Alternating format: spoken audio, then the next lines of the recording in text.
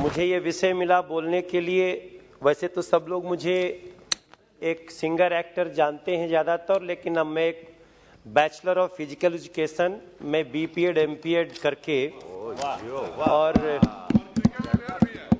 और अपनी यूनिवर्सिटी काशी हिंदू विश्वविद्यालय की क्रिकेट टीम का कैप्टन भी रहा और मेरा पूरा जीवन स्पोर्ट्स से जुड़ा है। आज भी हम लोग पूरे देश में एक खेलों से जुड़े हुए हैं, लेकिन अब हमें दिखता है कि प्रधानमंत्री जी का फोन आया है और नरेंद्र मोदी जी उस विजेता से बात कर रहे हैं और वो वीडियो वायरल होती है, तब हमें लगता है कि इस देश में खेल का भविष्य बहुत बड़ा है। लेकिन इधर ही आना है। अब मेरे विपक्ष के साथी ये ना समझे कि मैं ये बात कह रहा हूं तो मेरे पास सुझाव नहीं होगा। इन सारी चीजों के बाद आज मैं बहुत सारे सुझाव भी अपने खेल मंत्रालय के लिए रखने वाला हूं, लेकिन ये ऐसी बातें हुई हैं जिसने मनोबल बढ़ाया है, और जब मनोबल बढ़ा है तो हमें उसकी चर्चा करनी पड़ेगी।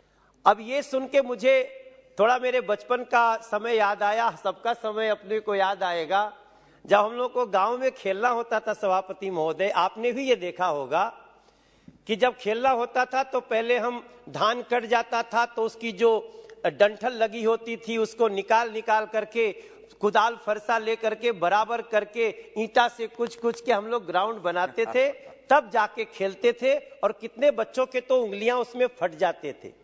आज सरकार खुद अगर इस तरफ बढ़ रही है कि उन्हें भी हेल्प करना है तो ये कार्य तो बहुत अच्छा है, मगर मैं खेल मंत्री जी से मेरा ये सुझाव होगा कि वो जो नियम है वो बड़ा सख्त है।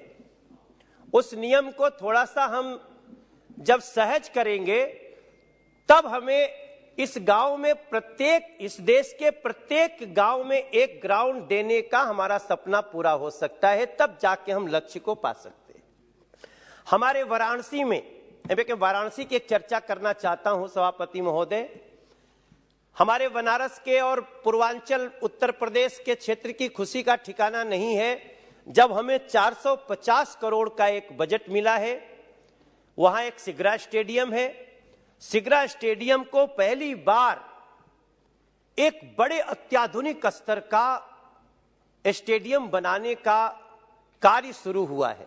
मैं अपनी तरफ से बहुत धन्यवाद देना चाहता हूं नरेंद्र मोदी जी को, जो वहां के सांसद हैं, और खेल मंत्रालय को, जिन्होंने ये बजट वहां के लिए निर्गत किया। कार्य शुरू हो गया, हमने नक्शा भी देखा है। पर मेरा इसमें छोटा सा सुझाव है।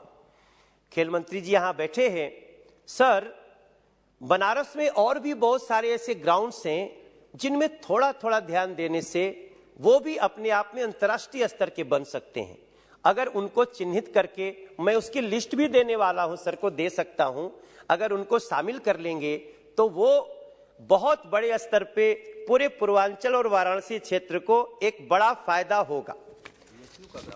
जी, बीएचयू ग्राउंड का ही यूनिवर्सिटी है, तो बीएचयू के तो फिर भी ठीक है। हम तो उनकी बात कर रहे हैं जो बीएचयू से बाहर के हैं, आदरणीय श्रीकांत जी, और बाहर के होते हुए भी वो बहुत जीर्ण शीर्ण हालत में पहुंचे हैं। उनको हम ठीक कर सकते हैं।